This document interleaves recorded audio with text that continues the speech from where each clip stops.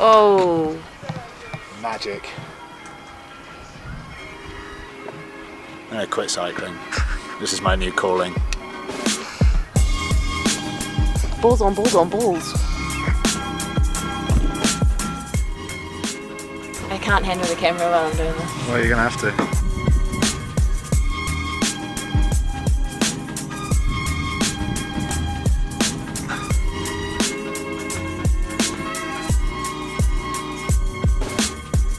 Hi. G'day. We've been a bit AWOL. It's a bit busy. Been real busy. We had the Tour de France. Say collectively we, because Chanel was selected first. I made the team first. So, quick recap. I ended up working for an agency in London called Fusion, who do tons of stuff within cycling, but one of their clients is ASO, so indirectly I was working for ASO, who run the Tour de France. Okay. Good morning, coming at you from Tour de France stage 8. We haven't vlogged from here because the parameters on what we can and can't show are a little bit undefined, so I can talk to you about kind of what the day looks like.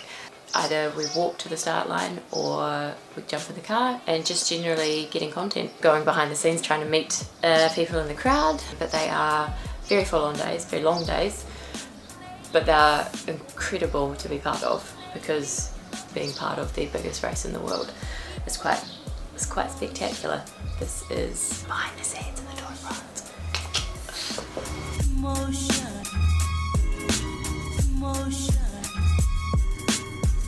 It was intense. It was an incredible experience. What were you doing in July? I was also selected for the Tour de France, and it was the single hardest thing I've ever done. Oh, it's a big claim. You got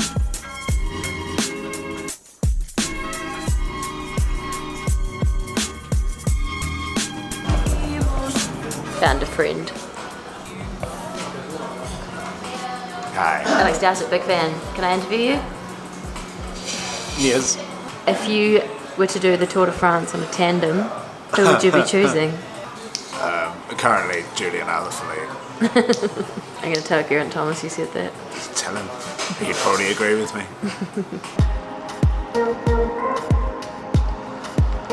Yeah, it was real tough, especially the back end of it. There were some dark days, but it was a hell of an experience to get through.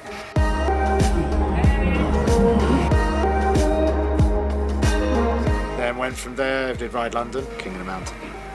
Won the King of the Mountain, career highlight, as I said, on television. So we've reunited and we're now trying our hand at golf, which we're both absolutely lousy at.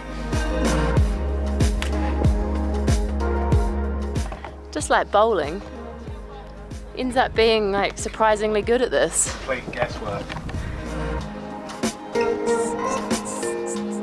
So what we asked on Instagram was what you wanted to know about the last 7 weeks. So we will answer that whilst golfing. How did Albert welcome you back? He was friendlier than normal, actually, after a hiatus. I mean, I think he really enjoyed his time with his Portuguese family. I mean, he's fluent They now. know they're not Portuguese, they're Russian. Are you insisting on being called king? Yes. Wanker. What were your average hours of sleep on the tour? Minimum of 8, and I would try for 10. Do you do yoga? I don't do yoga. I'm doing more stretching than I ever used to. How much did Alex enjoy / hate the Alps? Real nice to leave the Alps. It's like most things in cycling. It's like type stage 2 fun or type 2 fun, where whilst you're doing it, it's pretty grim, and then when you're done, it's you're like, yeah, that was great. Let's do it again. How was the experience of doing the Tour de France as a couple? It was pretty neat. I would sometimes spend my evenings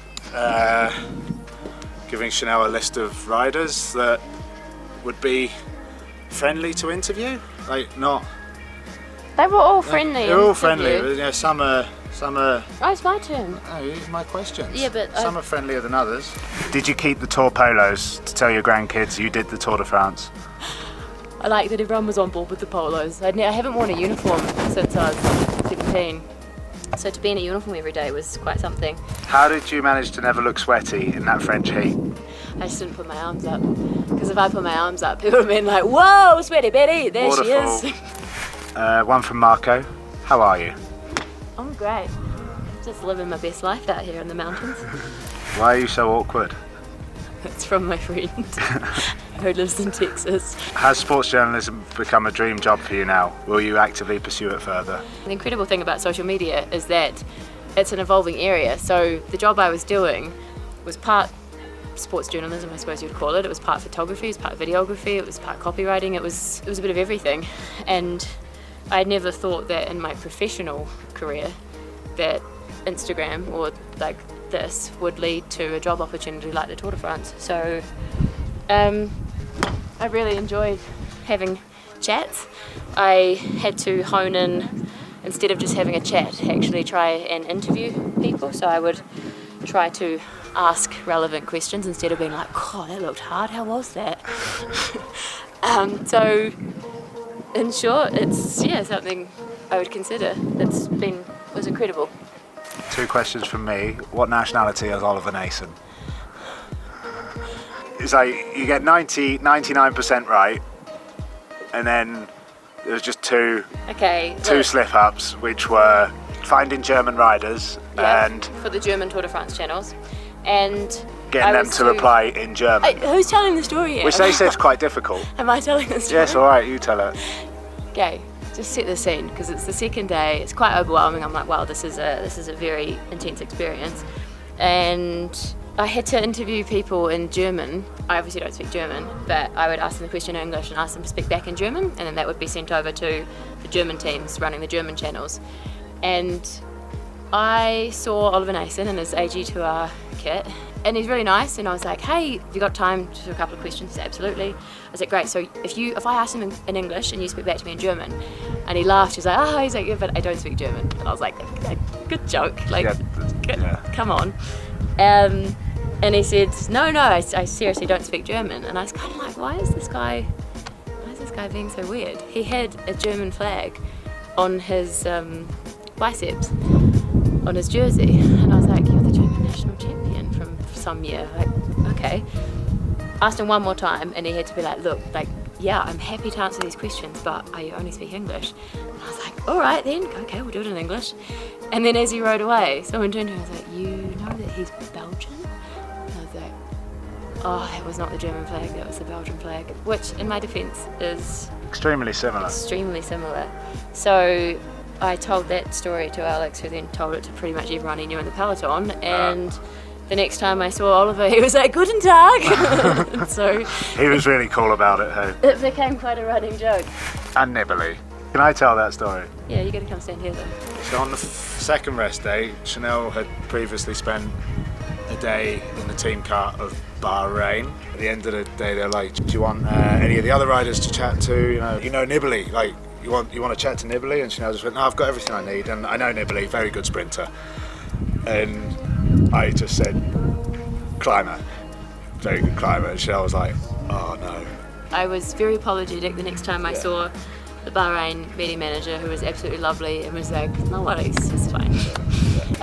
I knew who Nibbly was and knew who Cabrelli was, I just got them mixed up. In the heat of the moment.